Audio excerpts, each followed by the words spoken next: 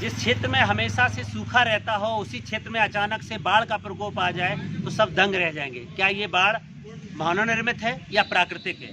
जी हाँ दोस्तों, नमस्कार। मेरा नाम है कुलदीप कुमार और आज हम ग्राउंड से रिपोर्टिंग करने वाले हैं, क्योंकि बुंदेलखंड क्षेत्र में जहाँ पे सूखा पड़ता था वहाँ पिछले एक हफ्ते से कुछ एरिया में जालौन, इटावा, औरैया और हमीरपुर के यमुना नदी के किनारे और पचनन, जहाँ 5 नदियों का संगम है, वहाँ के एरिया में बड़े पैमाने पर बाढ़ आई हुई है और उस बाढ़ की वजह से बहुत सारे दलित कम्युनिटी के परिवार प्रभावित हुए हैं। कल जब ग्राउंड पे जाकर के टीम ने देखा तो बहुत सारे परिवारों को अब तक कोई राहत सामग्री नहीं पहुंच पा रही है।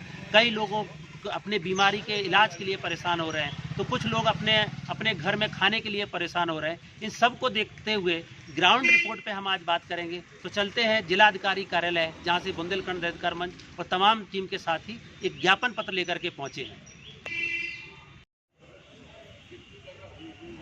बुंदेलखंड वैसे तो सूखा का क्षेत्र जाना जाता है, लेकिन पिछले 2 साल से लगातार यहाँ पर बाढ़ का प्रकोप देखने को मिलता है। और अभी पिछले साल की तरह इस साल भी पचनन के 5 नदियों के किनारे और उत्तर प्रदेश के आगरा, इटावा, औरैया, कानपुर नगर, कानपुर देहात और जालौन और हमीरपुर के कुछ क्षेत्र में यमुना नदी में भारी बाढ़ का प्रकोप देखने को मिला है। जनपद जालौन में खेत, महेवा, कदौरा और इधर रामपुरा और माधोगढ़ के ब्लॉक में लगातार बाढ़ का प्रकोप देखने को मिला। बहुत सारे परिवार अभी तरह से बाढ़ में फंसे हुए हैं। प्रशासन पूरी तरीके से उनके सुरक्षा इंतजाम के लिए लगा हुआ है, लेकिन फिर भी बुंदेलखंड दलित अधिकार मंच की टीम ने पिछले 2 दिन में जो दौरा किया और जो देखा कि कई गांव में अभी भी राहत सामग्री नहीं पहुंच पा रही है। कुछ जगह पर लोगों को अभी तक राशन की किट नहीं मिली है, जो आपदा राहत की किट दी जा रही है वो नहीं मिली है। इन तमाम चीज़ों को लेकर के बुंदेलखंड दलित अधिकार मंच के प्रतिनिधि मंडल ने जो ग्राउंड पे देखा है उसकी रिपोर्ट को लेकर के आज जिलाधिकारी कार्यालय पहुंचे हैं। जी हाँ दोस्तों, नमस्कार। मेरा नाम है कुलदीप और हम आपको उन लोगों के साथ बात करा रहे हैं जिन्होंने गांव में जाकर के देखा है कि इस आपदा के दौरान उनको क्या क्या दिक्कतों का सामना करना पड़ा है। हमारे साथ बुंदेलखंड दलित अधिकार मंच का जो प्रतिनिधि मंडल है, जो जिलाधिकारी कार्यालय पे अपने बैनर और 5 मांगों के साथ यहाँ पहुँचे हैं। मैं उनसे बात करूँगा कि उन्होंने क्या देखा और उनकी क्या मांग है। जगन कुमार गौतम है और मैं बुंदेलखंड दलित अधिकार मंच का स्टेट कोऑर्डिनेटर हूँ।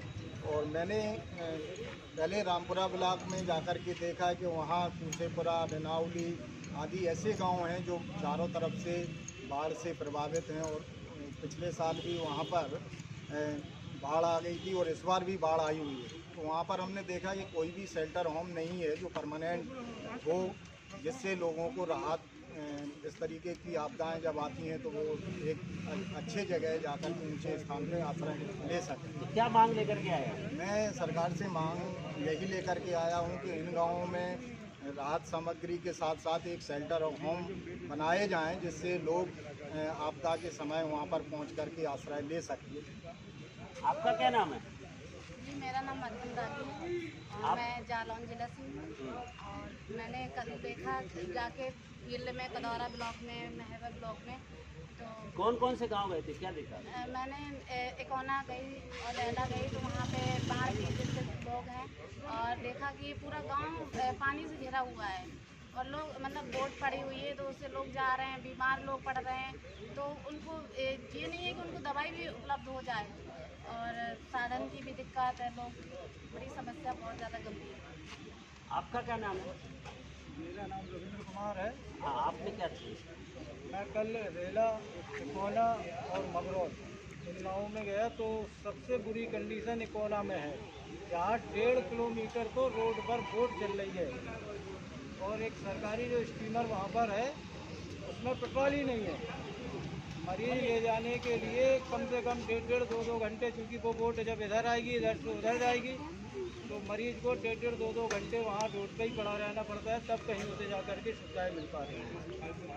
क्षेत्र में लगातार बाढ़, अब फिलहाल अभी कुछ प्रकोप कम हुआ है, लेकिन उसका जो प्रभाव पड़ा है वो बहुत ही दर्दनाक है। कई परिवारों के घर पूरी तरीके से उजड़े हैं, जैसा कि इस बैनर में भी आप कुछ फोटोग्राफ्स टीम के साथियों ने लगाए हैं, जहां पर इस बुंदेलखंड दलित अधिकार मंच की टीम 5 मांगों के साथ यहां पर आई है, क्योंकि अलग अलग लोगों के साथ बातचीत करने के बाद ये बात सामने आई है कि अभी भी लोगों के कोई आंकड़ा नहीं है कि कितने लोग प्रभावित हुए हैं। तो 5 मांगे जो हमारे इस ज्ञापन में टीम के साथियों ने दिया है।